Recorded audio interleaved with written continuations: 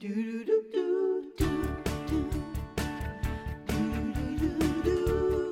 going to share your recipe, Sophie Uliano. Yes. Lots of people like barbecue, but they want to avoid meat, especially people who are vegans like Sophie. So I know you've been making this for your husband. You have found a new way to make pulled pork sandwiches with no pork. Yes. This is faux pork. It is faux pork. Yeah, it's called fork. Yes. Yeah, you know, my husband is from Georgia, and he loves his barbecue. So I wanted to make him a pulled pork sandwich, which was a healthy version and meat-free. Okay, so what does this recipe involve?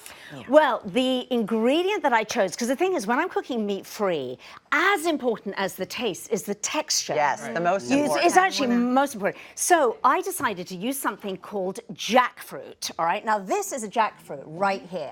All right, it is the largest tree fruit in the world. It hangs on a tree in Southeast Asia. But you're actually going to see jackfruit a lot in the stores right now. Kim's reaction is she just goes, no way. You don't know Jack, Kim. Oh my gosh, and it's super heavy, and this is just half of it. Go ahead, bring it in, Yeah, Shots. and you know, the reason why I chose to use jackfruit, Debbie, is because it has a very similar texture to pulled pork or chicken. It's extraordinary. Okay, what does it taste like without any of the seasonings? Does it taste like meat? It's a little bit sweet if you were to eat it straight from the fruit. But once you get it in a can, and I'm going to recommend for this recipe that you use a can, it has a very, very neutral flavor. So we're going to spice it up. Okay, how do we do it? Let's All put it right, together. so this is how we do it. You're going to take your can, you're going to drain it and lay out the jackfruit. It looks a little bit like tuna here, right? Like the hamburger. Now I'm going to make a barbecue seasoning. So to make that, I'm putting in some smoked paprika, sea salt, ground pepper, some coconut sugar, which gives it a nice nutty flavor. We have here some ground chili. Wow. We have some ground garlic.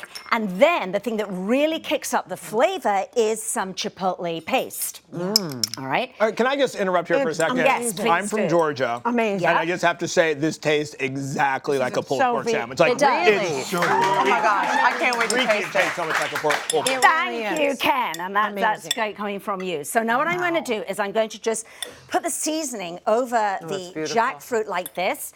Tongs, just sort of toss it around so you make sure that the jackfruit is really, really well Doused. coated. Really doused, exactly. Okay. I like that word, Debbie. Now, guys, I have sauteed some onion and some carrot shreds, and the shreds add to the texture of this pulled pork. So that's pre-done. Now what I'm doing here is I'm just going to add all of the jackfruit into here. So you cook it. You cook it, and doesn't need very much cooking.